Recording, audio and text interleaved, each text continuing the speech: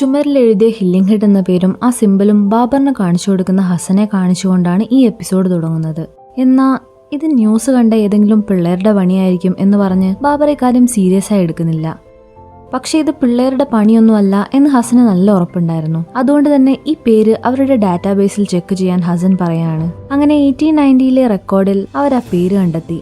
Detective inspector Alfred Hillinghead, Whitechapel.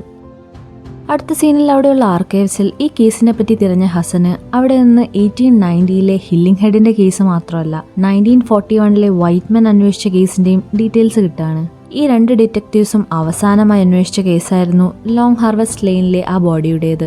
അടുത്ത സീനിൽ ഈ റെക്കോർഡ്സിൽ നിന്ന് തനിക്ക് കിട്ടിയ ഒരു ഫിംഗർ പ്രിന്റ് ടെസ്റ്റ് ചെയ്യാൻ കൊടുത്ത ശേഷം താൻ ഈ കണ്ടെത്തിയ കാര്യങ്ങളൊക്കെ ബാബറോട് പറയാണ് ഹസൻ.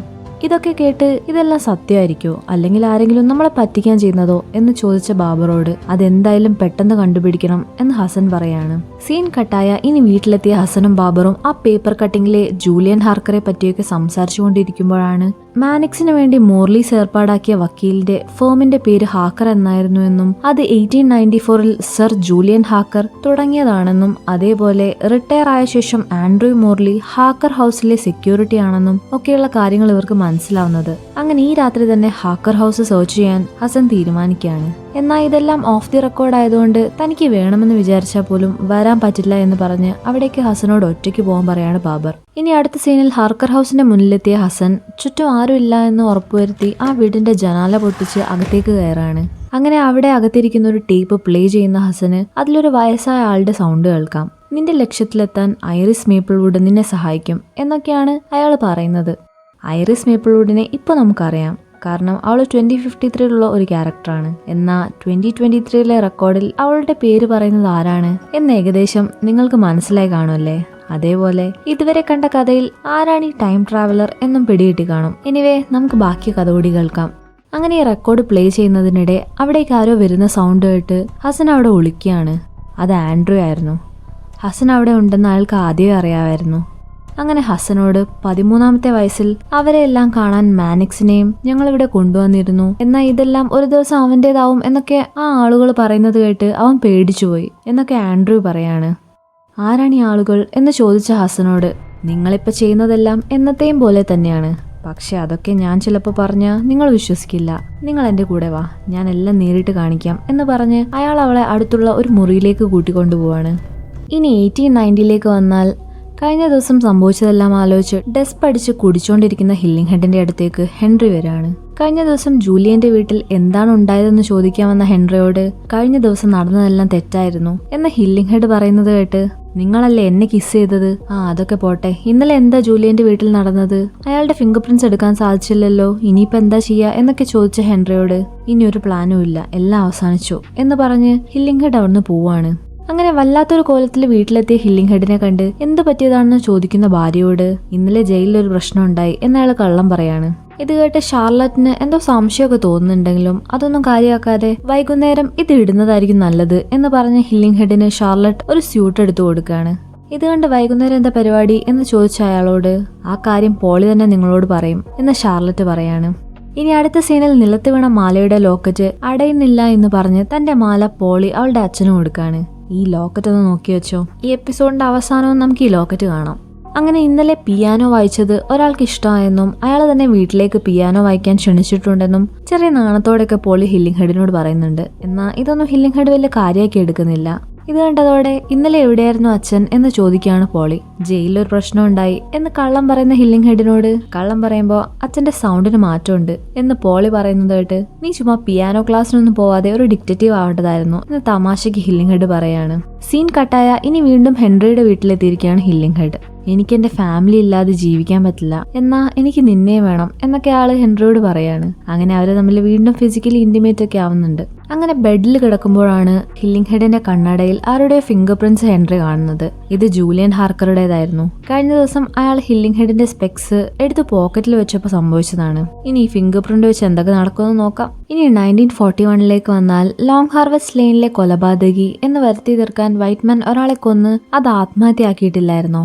എന്നാൽ അത് ആത്മഹത്യ അല്ലായിരുന്നു എന്നും ഷൂട്ട് ചെയ്യുന്ന സൗണ്ട് കേൾക്കുന്നതിന് മുന്നേ രണ്ടുപേരുടെ സംസാരം കേട്ടിരുന്നു എന്നും പറഞ്ഞ് ഒരു സാക്ഷി പോലീസ് സ്റ്റേഷനിൽ വന്നിട്ടുണ്ട്. കിട്ടിയിട്ടുണ്ട്. അതുകൊണ്ട് ലോങ് ഹാർവസ്റ്റ് ലെയിനിലെ ആ കേസ് കൂടുതൽ ആളുകളെ വെച്ച് അന്വേഷിക്കാനാണ് പ്ലാൻ. അതുകൂടാതെ അന്ന് വന്ന ആ ഈഡിഷ് പെൺകുട്ടിയെ തിരയാനും ഓർഡർ ഉണ്ട് എന്നൊക്കെ അവിടെയുള്ള ഒരു സ്റ്റാഫ് വൈറ്റ്മാനോട് പറയാണ്.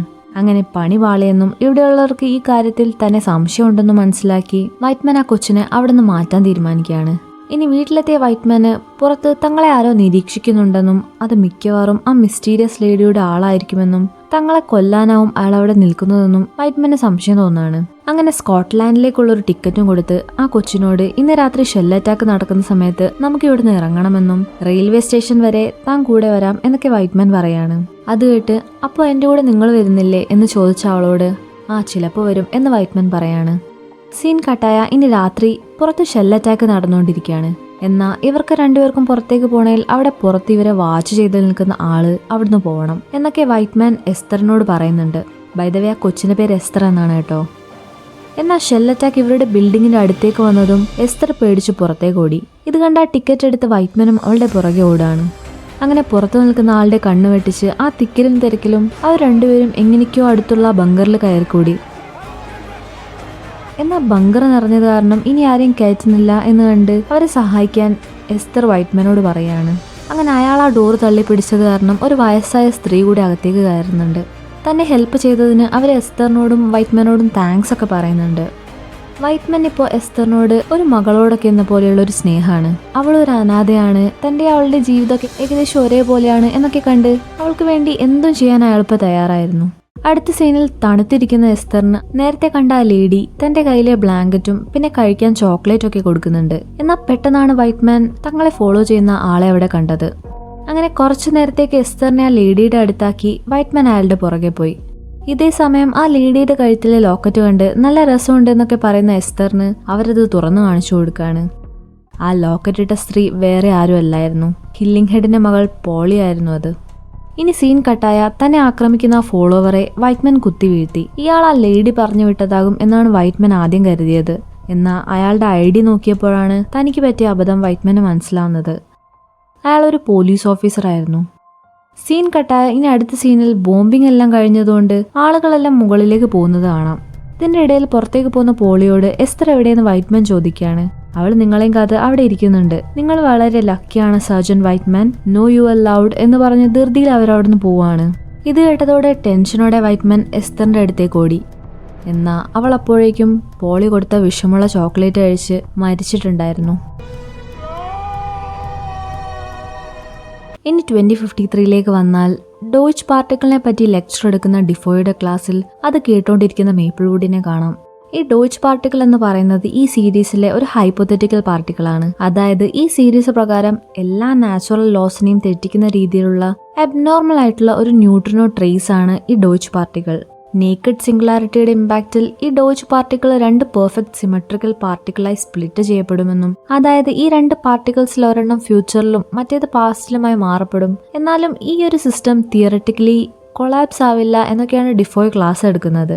ഇതെല്ലാം കേട്ട് മേപ്പിൾവുഡ് പക്ഷേ നിങ്ങളുടെ ബാൻ ചെയ്ത പേപ്പർ പ്രകാരം ഡാർക്ക് മാറ്ററും ഡോയ്ച്ച് പാർട്ടിക്കിളും തമ്മിൽ ഇന്ററാക്ട് ചെയ്യുമെന്നും നേക്കഡ് സിംഗുലാരിറ്റി പോസിബിൾ ആണെന്നും അല്ലേ?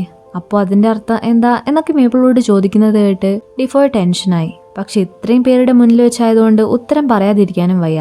അങ്ങനെ അവസാനം അതിന്റെ അർത്ഥം ടൈം ട്രാവൽ റിയൽ വേൾഡിലും പോസിബിൾ ആണ്, പക്ഷെ അത് തിയററ്റിക്കലി മാത്രമാണ് എന്നൊക്കെ പറഞ്ഞ് ഡിഫോയ് ആ ക്ലാസ് അവസാനിപ്പിച്ചു.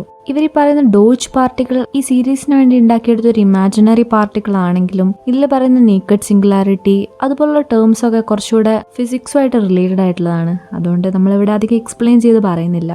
ഇനി അടുത്ത സീനിൽ മേപ്പിൾവുഡുമായി സംസാരിച്ചുകൊണ്ടിരിക്കുന്ന ഡിഫോയ് അയാൾക്കൊരു ടെററിസ്റ്റ് ഓർഗനൈസേഷനെ പറ്റിയോ അല്ലെങ്കിൽ ടൈം മെഷീനെ പറ്റിയോ ഒന്നും അറിയില്ല എന്നും എന്നാൽ ഇന്നലെ മരിച്ച ആളെ പോലെ അയാൾക്ക് മരിക്കണ്ട, എന്നെ രക്ഷിക്കണം, എന്റെ കൂടെ നിൽക്കണം, തന്നെ ഏതെങ്കിലും ഒരു സേഫ് ഹൗസിലാക്കണം എന്നൊക്കെ അയാൾ മേപ്പിൾവുഡിനോട് പറയാണ്. ഇതെല്ലാം കേട്ട് അവൾ അയാളെ തന്റെ വീട്ടിലേക്ക് കൊണ്ടുപോകാൻ തീരുമാനിക്കുകയാണ്.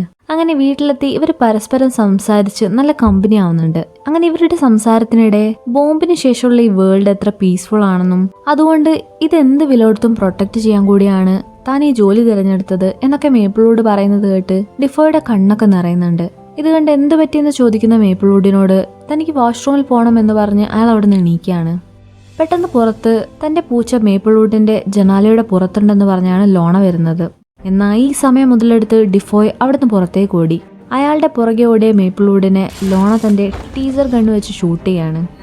ഇവളെ ഇനി എന്താ ചെയ്യുക എന്ന് ചോദിച്ച ഡിഫോയോട് അവളെ ഷാപ്പലിലേക്ക് കൊണ്ടുപോകാം എന്ന് ലോണ പറയാണ്.